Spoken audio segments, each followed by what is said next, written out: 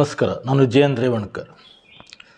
ಇಂದಿನ ಸಂಚಿಕೆಯಲ್ಲಿ ನಾವೊಂದು ವಿಷಯದ ಬಗ್ಗೆ ಕ್ಲಿಯರಿಟಿ ಕೊಡಬೇಕಾಗಿದೆ. ಈ ಭಟ್ಕಳ ತಾಲೂಕಿನಲ್ಲಿ ಒಂದು ಲೋಕಲ್ ಯೂಟ್ಯೂಬ್ ಚಾನಲ್ ನಡೆಸುವಂಥ ರಾಘು ಮಲ್ಯ, ಅವನಿಗೆ ಅರ್ಜುನ್ ಮಲ್ಯ ಅಂತ ಹೇಳ್ತಾರೆ.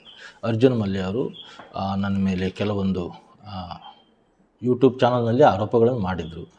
ನಾವು ಕಾರ್ಮಿಕರಿಂದ ಅಷ್ಟು ಹಣ ಪಡಿತೀವಿ, ಇಷ್ಟು ಹಣ ಪಡಿತೀವಿ, ರಶೀದಿ ಕೊಡ್ತೀವಿ, 320 ರೂಪಾಯಿ ಲೂಟಿ ಮಾಡ್ತೀವಿ ಅಂತ.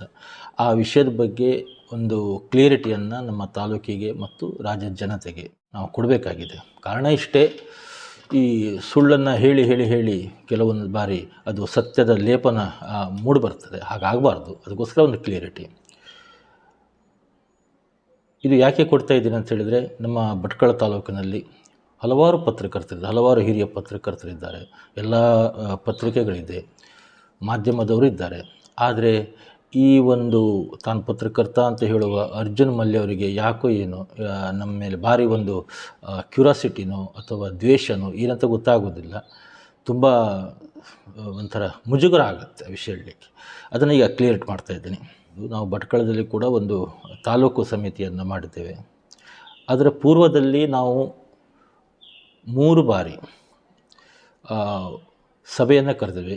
ಕಾರ್ಮಿಕರಿಗೆ ಸಭೆ ಕರೆದುಬಿಟ್ಟು ಸಭೆಯಲ್ಲಿ ಕಾನೂನು ಅರಿವು ಮತ್ತು ಸಂಘಟನೆಯ ತತ್ವ ಸಿದ್ಧಾಂತಗಳು, ಹೋರಾಟಗಳು ಇವೆಲ್ಲರ ಬಗ್ಗೆ ಮಾಹಿತಿ ಕೊಟ್ಟುಬಿಟ್ಟು ಅದರಲ್ಲಿ ಪದಾಧಿಕಾರಿಗಳನ್ನು ಆಯ್ಕೆ ಮಾಡಲಾಯಿತು. ಅದೇ ರೀತಿ ನಮ್ಮ ಕಾರ್ಯದರ್ಶಿಗಳು, ಖಜಾಂಚಿಗಳು, ಉಪ ಕಾರ್ಯದರ್ಶಿಗಳು ಎಲ್ಲರೂ ಇದ್ದಾರೆ, ಅದರಲ್ಲಿ ಆಯ್ಕೆ ಮಾಡಲಾಯಿತು. ಆಯ್ಕೆ ಮಾಡಿ ಆದ ನಂತರ ಈ ಸದಸ್ಯತ್ವ ಮತ್ತು ದೇಣಿಗೆ ಅಂತ ಇರುತ್ತೆ ಸಂಘಟನೆಗೆ. ಆ ಹಣವನ್ನು ಕಾರ್ಮಿಕರು ಭರಿಸ್ಕೊಳ್ಬೇಕಾಗ್ತದೆ. ಭರಿಸಿಬಿಟ್ಟು ಸದಸ್ಯತ್ವನ ಪಡಿಬೇಕಾಗತ್ತೆ. ಈ ಸದಸ್ಯತ್ವ ಪಡೆದ ಅಥವಾ ದೇಣಿಗೆ ಪಡೆದಿರುವ ಈ ಮೌಲ್ಯಗಳಿದೆಯಲ್ಲ, ಇದು ರಾಜ್ಯ ಸಮಿತಿಗೆ ಆ ಲೇವಿಗಳು ನಾವು ಕಳಿಸ್ಬೇಕು. ರಾಜ್ಯ ಸಮಿತಿಯವರು ರಾಷ್ಟ್ರ ಸಮಿತಿಗೆ ಅದರ ಒಂದಿಷ್ಟು ಲೇವಿಯನ್ನು ಕಳಿಸ್ತಾರೆ. ಅದಕ್ಕೆ ಲೇವಿ ಅಂತ ಹೇಳ್ತಾರೆ. ಇದೇ ರೀತಿಯಾಗಿ ಸಂಘಟನೆಗಳು ಇರುವಂಥದ್ದು. ಅದರ ಅಡಿನಲ್ಲಿ ಹೋರಾಟ, ಖರ್ಚು ವೆಚ್ಚಗಳು, ಆನಂತರ ಪ್ರವಾಸ ಮಾಡುವಂಥದ್ದು, ಆನಂತರ ವಿಶೇಷವಾಗಿ ನಮ್ಮ ಹೋರಾಟಗಳು, ಕೆಲವೊಂದು ಮನವಿಗಳು ಇವೆಲ್ಲ ವಿಶೇಷವಾಗಿ ಬೆಂಗಳೂರಲ್ಲಿ ಇರ್ತದೆ ಅಥವಾ ಜಿಲ್ಲೆಯಲ್ಲಿ ಇರ್ತದೆ. ಹೀಗೆಲ್ಲ ಅದಕ್ಕೆಲ್ಲ ಖರ್ಚು ವೆಚ್ಚಗಳು ಇರ್ತದೆ. ಆ ಖರ್ಚು ವೆಚ್ಚಗಳು ಕೂಡ ಈ ಹಣವನ್ನು ಉಪಯೋಗ ಮಾಡಿಕೊಳ್ಬೇಕು. ಇದು ಸಂಘಟನೆ. ಆದರೆ ಇದರದ್ದು ಏನೂ ಅರಿವಿಲ್ಲದೆ, ಏನೂ ಗೊತ್ತಿಲ್ಲದೆ, ABCDನೂ ಗೊತ್ತಿಲ್ಲದೆ ಆತ ಆರೋಪ ಮಾಡ್ತಾನೆ. ತೊಂದರೆ ಇಲ್ಲ, ಆರೋಪಕ್ಕೆ ಏನು ಸಂಬಂಧಪಡೋದಿಲ್ಲ. ಆದರೆ ನಾನು ಇದುವರೆಗೂ ತೊಗೊಂಡಿರುವಂಥ ಹಣ ಈ ಥರ ಇದೆ. ಇಲ್ಲೊಂದು ದೇಣಿಗೆ ರಸೀದಿಯನ್ನು ತೋರಿಸ್ತೀನಿ ನೋಡಿ, ಗಮನಿಸಿ. ದೇಣಿಗೆ ರಸೀದಿಯನ್ನು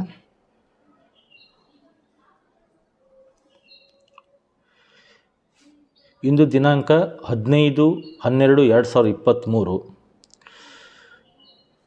ಈ ರಸೀದಿಯನ್ನು ನಾವು 3 ಗಂಟೆ 13 ನಿಮಿಷಕ್ಕೆ ಹಾಕಿರೋದು. ಇದನ್ನು ಸ್ಪಷ್ಟೀಕರಣ ಕೊಡ್ತಾಯಿದ್ದೀನಿ. ಈ ರಸೀದಿ ಸಂಖ್ಯೆ ಬಂದು 289. ಅಂದರೆ 289 ಜನರಿಂದ 320 ರೂಪಾಯಿ ಒಬ್ಬರಂತೆ ನಾವು ಪಡೆದಿದ್ದೇವೆ. ಅದರ ಒಟ್ಟು ಹಣ 92,480 ರೂಪಾಯಿ ಆಗುತ್ತೆ. 92,480 ರೂಪಾಯಿ ಸಂಘಟನೆಯಲ್ಲಿ ನಾನು ಪಡೆದಿದ್ದೇನೆ, ನನ್ನ ಹತ್ರ ಇದೆ. ಆ ಹಣದಲ್ಲಿ ಒಂದಿಷ್ಟು ಖರ್ಚು ವೆಚ್ಚಗಳನ್ನೆಲ್ಲ ಇದೆ ಇದುವರೆಗೂ ಆಗಿರೋದು. ಅದೆಲ್ಲದೂ ದಾಖಲಾತಿಗಳು ನಮ್ಮ ಹತ್ರ ಕ್ಲಿಯರ್ ಆಗಿದೆ. ಆಮೇಲೆ ಸಂಘದ ಮೀಟಿಂಗ್ ಮಾಡಿದವಾಗ, ಸಭೆ ಮಾಡಿದವಾಗ ಅದರದ್ದು ಠರಾವುಗಳೆಲ್ಲ ನಮ್ಮ ಹತ್ರ ಇದೆ. ಅದು ಸಂಘದ ನಿಯಮದಲ್ಲಿ ಹೇಗಿದೆಯೋ ಹಾಗೆಲ್ಲ ಇದೆ. ಈ ಎಲ್ಲ ಈ ಒಂದು ಸಂಘಟನೆಯ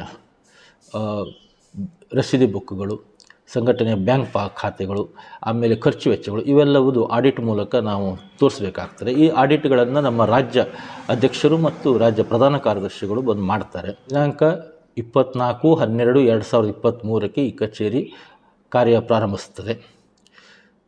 ಕಾರ್ಮಿಕರು ಆ ಕಚೇರಿನಲ್ಲಿ ಬಂದು ತಮ್ಮ ಎಲ್ಲ ಕಾರ್ಯಗಳನ್ನು ಕೂಡ, ಕೆಲಸಗಳನ್ನು ಕೂಡ ಮಾಡಿಕೊಳ್ಬಹುದು. ಅಲ್ಲಿ ತುಂಬ ಸೇವಾ ಶುಲ್ಕಗಳು ತುಂಬ ಕಡಿಮೆ ದರದಲ್ಲಿ ಇರ್ತದೆ. ಅದನ್ನು ನಾವು ಸ್ಪಷ್ಟೀಕರಣವನ್ನು ಕೊಡುತ್ತೀವಿ ಮುಂದಿನ ದಿನದಲ್ಲಿ. ಅದರ ಒಳಗೆ ಭಟ್ಕಳದಲ್ಲಿ ತಾಲೂಕು ಸಮ್ಮೇಳನ ನಮ್ಮ ಕಾರ್ಮಿಕರಿಂದ ತುಂಬ ದೊಡ್ಡ ಪ್ರಮಾಣದಲ್ಲಿ ಅತ್ಯಂತ ಉತ್ತಮ ರೀತಿಯಲ್ಲಿ ತಾಲೂಕು ಸಮ್ಮೇಳನವನ್ನು ಆಯೋಜಿಸ್ತೇವೆ. ಆನಂತರ ನಮ್ಮ ಕಚೇರಿ 24/12/2023 ಕಾರ್ಮಿಕರಿಗೋಸ್ಕರ ಕೆಲಸ ಪ್ರಾರಂಭಿಸ್ತೇವೆ. ಅಲ್ಲಿ ಸಿಬ್ಬಂದಿಗಳು ನೇಮಕ ಆಗುತ್ತೆ. ಇದನ್ನು ನಾನು ಕ್ಲಿಯರಾಗಿ ಈ ಒಂದು ವಿಡಿಯೋದಲ್ಲಿ ತಮ್ಮ ಎದುರಿಗೆ ಇಟ್ಟಿದ್ದೇನೆ. ಇದಿಷ್ಟೇ ಕ್ಲಿಯರಿಟಿ. ಈ ಸ್ಪಷ್ಟೀಕರಣ ನಾನು ಕೊಡಲಿಕ್ಕೆ ಕಾರಣ ಇಷ್ಟೇ. ನಮಗೆ ಸ್ವಲ್ಪ ಹಿಂಸೆ ಆಗಿದೆ, ತಪ್ಪು ಭಾವನೆಗಳನ್ನು ಮೂಡಿಸ್ತಾ ಇದ್ದಾರೆ. ಹಾಗಾಗಬಾರ್ದು. ತಪ್ಪಾದರೆ ಆಗಲಿ, ಇದು ತಪ್ಪಾಗಿರೋದಲ್ಲ, ನಿಜವಾಗಿ ನ್ಯಾಯಯುತವಾಗಿ ಇರುವಂಥ ವಿಷಯಗಳು. ಆದ್ದರಿಂದ ನಾವು ಮುಂದೆ ಸನ್ಮೇಳನ ಮಾಡಬೇಕಾಗಿದೆ, ಅದರಲ್ಲೂ ನಮಗೆ ಕೆಲಸ ಕಾರ್ಯಗಳು ತುಂಬ ಇದೆ. ಆಮೇಲೆ ಕಾರ್ಮಿಕರ ಇದು ಸಂಘಟನಾ ಕಚೇರಿಗಳನ್ನು ಕರೆಕ್ಟ್ ಸಮಯದಲ್ಲಿ ನಾವು ಓಪನ್ ಮಾಡಬೇಕಾಗಿದೆ. ಆಮೇಲೆ ಅಲ್ಲಿ ಪೀಠೋಪಕರಣಗಳು ಅದು ಇದೆಲ್ಲ ಕೆಲಸ ಆಗಬೇಕಾಗಿದೆ. ತುಂಬ ಕೆಲಸಗಳಿರ್ತದೆ. ಅದ್ರ ಜೊತೆಗೆ ಇದು ಒಂದು ನಮಗೆ ಅನಾವಶ್ಯಕವಾದ ಸಮಸ್ಯೆಗಳೊಂದು. ಆದ್ದರಿಂದ ನಾನು ಇದನ್ನು ಈ ವರದಿಯಲ್ಲಿ ಕ್ಲಿಯರ್ ಕೊಟ್ಟಿದ್ದೀನಿ. ನಮಸ್ಕಾರ.